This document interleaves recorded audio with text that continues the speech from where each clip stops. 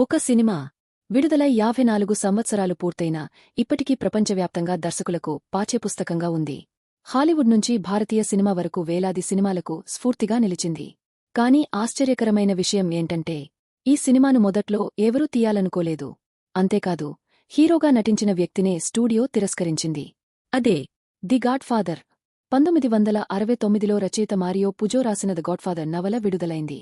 ఆయన అప్పుల పాలై ఉండటంతో ఈ కథను రాశారు.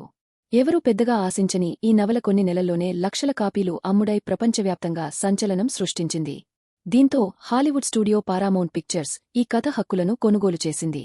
కానీ అప్పట్లో ఇది పెద్ద రిస్క్ ప్రాజెక్ట్గా భావించారు. దర్శకుడిగా ఎంపికైన ఫ్రాన్సిస్ ఫోర్డ్ కొప్పోలా అప్పటికి పెద్ద స్టార్ డైరెక్టర్ కాదు. స్టూడియో ఆయనను ఎన్నోసార్లు తొలగించాలని కూడా అనుకుంది. షూటింగ్ సమయంలో తీసిన కొన్ని సన్నివేశాలు చూసి నిర్మాతలు అసంతృప్తి వ్యక్తం చేశారు. కాని కొప్పోలా తన విజన్ను మార్చకుండా నిలబడ్డారు. ఈ సినిమాలో డాన్ వీటో కొర్లియోనే పాత్ర కోసం దర్శకుడు మార్లన్ బ్రాండోనే కావాలని పట్టుబట్టాడు. కాని స్టూడియో మాత్రం ఆయనతో పనిచేయమని నిరాకరించింది. కారణం, బ్రాండో అప్పటికే ఆయనతో పనిచేయడం కష్టం, ఆయన కెరీర్ ముగసిపోయింది అనే పేరు తెచ్చుకున్నారు. అప్పుడు బ్రాండో తన ఇంట్లోనే ఒక స్క్రీన్ టెస్ట్ చేశాడు. జుట్టు వెనక్కి దువ్వి, చెంపల్లో కాటన్ పెట్టుకుని గంభీరమైన స్వరంతో మాఫియా డాన్ లా నటించాడు. ఆ వీడియో చూసిన స్టూడియో అధికారులు ఆశ్చర్యపోయి ఆయనను ఎంపిక చేశారు. ఆ పాత్రకుగాను బ్రాండో ఉత్తమ నటుడిగా ఆస్కార్ గెలిచాడు. ఈరోజు మైఖేల్ కొర్లియోనే అంటే అల్ పచీనో గుర్తొస్తాడు. కాని అప్పట్లో ఆయన ఒక చిన్న నటుడు మాత్రమే. స్టూడియో పెద్ద స్టార్ను తీసుకోవాలనుకుంది. చాలా రోజుల పోరాటం తర్వాత కొప్పోలా అల్ పచీనోనే హీరోగా తీసుకున్నారు.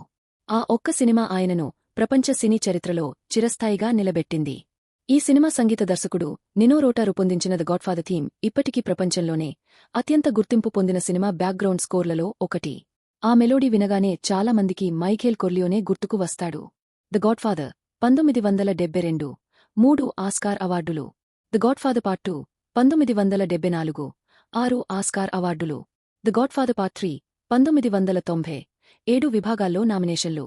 మొత్తంగా ఈ ట్రైలజీ 9 ఆస్కార్ అవార్డులు గెలుచుకుంది. ముఖ్యంగా ది గాడ్ఫాదర్ పార్ట్ 2 ఆస్కార్ గెలిచిన తొలి సీక్వెల్గా చరిత్ర సృష్టించింది. ది గాడ్ఫాదర్కు ముందు గ్యాంగ్స్టర్ సినిమాలు అంటే కేవలం యాక్షన్, కాల్పులు మాత్రమే. కాని ఈ సినిమా మాఫియాను ఒక కుటుంబ వ్యవస్థగా, భావోద్వేగాలతో, రాజకీయాలతో, నమ్మకంద్రోహాలతో చూపించింది.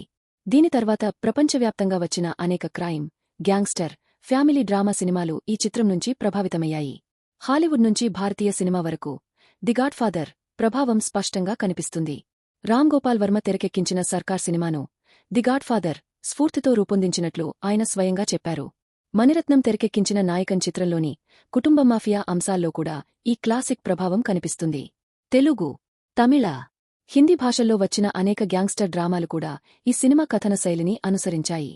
I'm gonna make him an offer he can't refuse అనే డైలాగ్ ప్రపంచంలోనే అత్యంత ప్రసిద్ధ సినిమా డైలాగ్లలో ఒకటి. సినిమాలో కనిపించే పిల్లి, క్యాట్ అసలు స్క్రిప్ట్లో లేదు. షూటింగ్ సమయంలో స్టూడియోలో తిరుగుతున్న పిల్లిని మార్లన్ బ్రాండో ఎత్తుకుని సీన్లో నటించాడు. అదే సినిమా చరిత్రలో గుర్తుండిపోయే షాట్ అయింది. అమెరికాలోని అనేక ఫిల్మ్ స్కూల్స్లో ది గాడ్ఫాదర్ను కథనం, సినిమాటోగ్రఫీ, ఎడిటింగ్ నేర్పించడానికి ఒక అధ్యయన చిత్రంగా ఉపయోగిస్తారు. ప్రపంచంలోని ప్రముఖ దర్శకులు Martin Scorsese, Steven Spielberg, Christopher Nolan వంటివారు కూడా ఈ సినిమాను తమ అభిమాన చిత్రాల్లో ఒకటిగా పేర్కొన్నారు. ఒక నవలగా ప్రారంభమైన ప్రయాణం ఒక సినిమాగా మారి ప్రపంచ సినీ చరిత్రను మార్చింది. 54 సంవత్సరాలు గడిచినా ప్రతి కొత్త దర్శకుడు, ప్రతి సినిమా ప్రేమికుడు తప్పకుండా చూడాల్సిన ఒక మాస్టర్పీస్గా ది గాడ్ఫాదర్ నిలిచిపోయింది. అందుకే ఇది కేవలం ఒక సినిమా కాదు, ప్రపంచ సినిమాకు ఒక శాశ్వత వారసత్వం.